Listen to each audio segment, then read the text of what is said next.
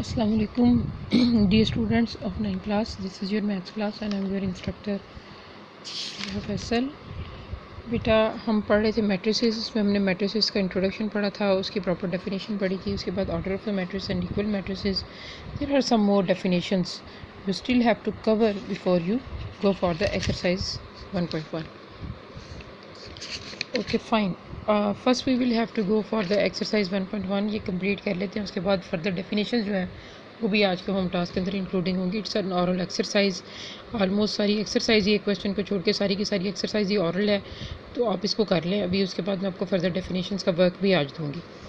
There are some matrices. आपने सिर्फ इनका ऑर्डर लिखना है. मैं एक का ऑर्डर आपके सामने लिखने लगी हूँ and you have to write on the order of all the remainings one. और अपनी बुक पे ही इसको सॉल्व करके you have to send me the snapshot of your practice.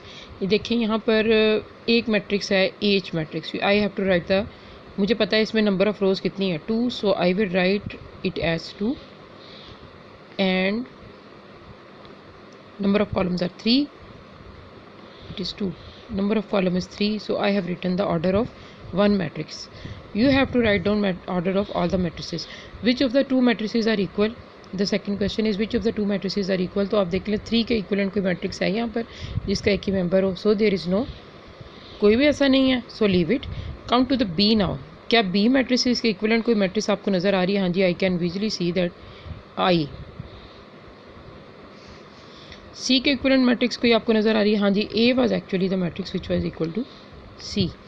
D के इक्वलेंट कोई मैट्रिक्स आपको नज़र आ रही है? 5 और 3. Is there any? No, I can not sight any. क्या आपको नज़र आ रही है?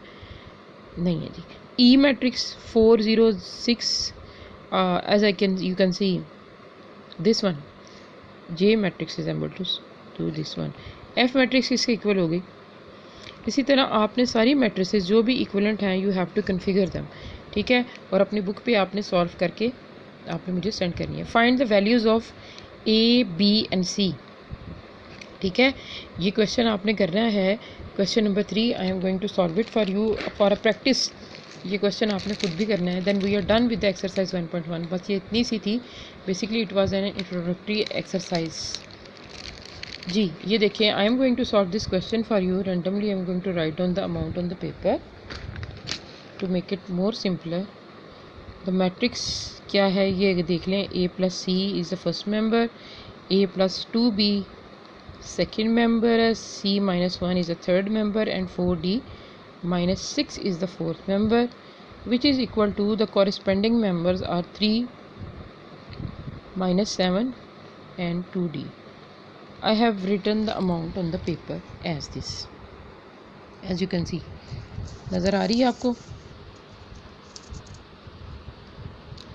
ठीक है, okay. Now right corresponding. Corresponding का मतलब है ये फर्स्ट है तो इसका कॉरस्पॉन्डिंग भी फर्स्ट होगा. तो मैं इसको यूँ लिख सकती हूँ. ठीक है, और सेकंड कॉरस्पॉन्डिंग क्या है बेटा?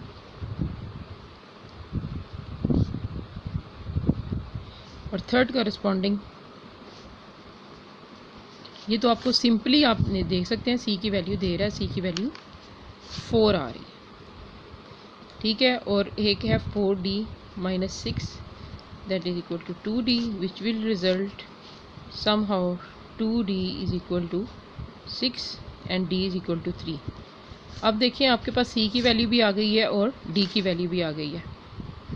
ठीक है, ए की वैल्यू आप कैसे फाइंड करेंगे? ए की वैल्यू के लिए मैं सी की वैल्यू इस इक्वेशन में प्लेस कर दूंगी. This will result in and so a is equal to -4. अब ये ए की वैल्यू -4 यहाँ प्लेस करेंगे तो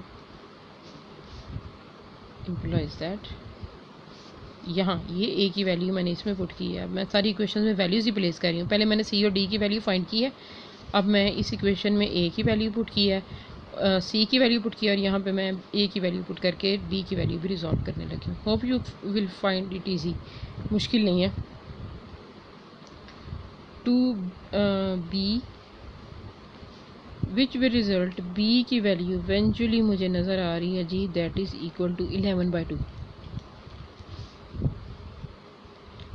और 3/2. क्योंकि ये दूसरी साइड पे जाके it will retain to be -3 -3/2 will be the answer of this one. ठीक है, इस सोल्यूशन को एक दफ़ा देख लें and you can do it accordingly. Come to the other types of the matrices now. What is a row matrix?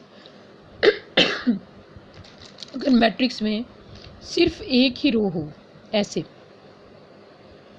ठीक है, रिगार्डलेस जितने मर्जी कॉलम हो, लेकिन रो अगर एक ही हो तो इस मैट्रिसेस को हम क्या बोलेंगे? रो मैट्रिसेस। इसी तरह अगर किसी मैट्रिक्स में रिगार्डलेस जितने मर्जी किसी भी मैट्रिक्स में कॉलम्स हों लेकिन अगर रोज़ हों लेकिन कॉलम अगर एक हो तो हम उसको कॉलम मैट्रिक्स बोलेंगे। और आपको मैंने भी बताया था, हर रोज़ ही ये बात मैं आपको क्लू करती हूँ, जहाँ पे आपने एग्जांपल देनी है ना मैट्रिसेस में, किसी भी मैट्रिक्स की एग्जांपल देनी है, साथ उसका ऑर्डर मस्त लिखना है। ये देखें, इन्होंने जो एग्जांपल दी हुई है बुक में, एम और एन दोनों के ऑर्डर लिखे हुए हैं। ये एम का ऑर्डर है और ये मैट्रिक्स एन का ऑर्डर है, 3/1। यहाँ इन्होंने भी जो दो रो मैट्रिसेस की एग्जांपल दी हुई हैं उन दोनों के ऑर्डर भी लिखे हुए हैं। सो आपने कहीं भी एग्जांपल ऐड करनी है, आपने ऑर्डर लिखना है। Row matrix and column matrix, if there is a single row then the matrix is a row matrix, if there is a single column the matrix is a single column matrix. What is a rectangular matrix? जिसमें number of rows और number of rows जिसमें number of columns के equal ना हो, उस matrix को हम rectangular matrix बोलते हैं। रेक्टेंगल में ऐसे ही होता है ना, क्या भला जो विड्थ है वो लेंथ के इक्वल नहीं होती, इसी तरह रेक्टेंगुलर मैट्रिक्स में जो नंबर ऑफ रोज़ है वो नंबर ऑफ कॉलम के इक्वल नहीं होती। ये सारी जो इन्होंने एग्जांपल्स दी हुई हैं, these are all rectangular matrix. ठीक है, you have to learn the definition and there are too many examples, you can learn at least any 2 of them. ठीक है, लेकिन अगर कोई भी मैट्रिक्स लिखेंगे साथ आपने ऑर्डर लिखना नहीं भूलना। Come to the square matrix now. Square matrix वो मैट्रिक्स है जिसमें number of rows number of columns के इक्वल होती हैं। ये देखिए, 2 rows 2 columns, 3 rows 3 columns, 1 row 1 column, these all matrices are square matrices.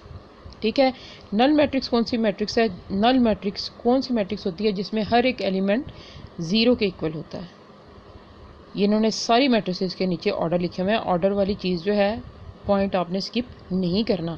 Where ever you are going to exemplify any matrix और the any matrix parameter, you must have to write the order of the matrix which you have assumed. आपने जो भी matrix imagine की है या जो भी matrix example में दी है, you have to write the order as well. Null matrix तक आपने डेफिनेशंस जो हैं वो भी लर्न करनी है और लर्न करके आपने मुझे उनकी रिटन प्रैक्टिस जो है वो सेंड करनी है, और इसी तरह इस एक्सरसाइज का स्नैपशॉट भी। Good luck for your learnings.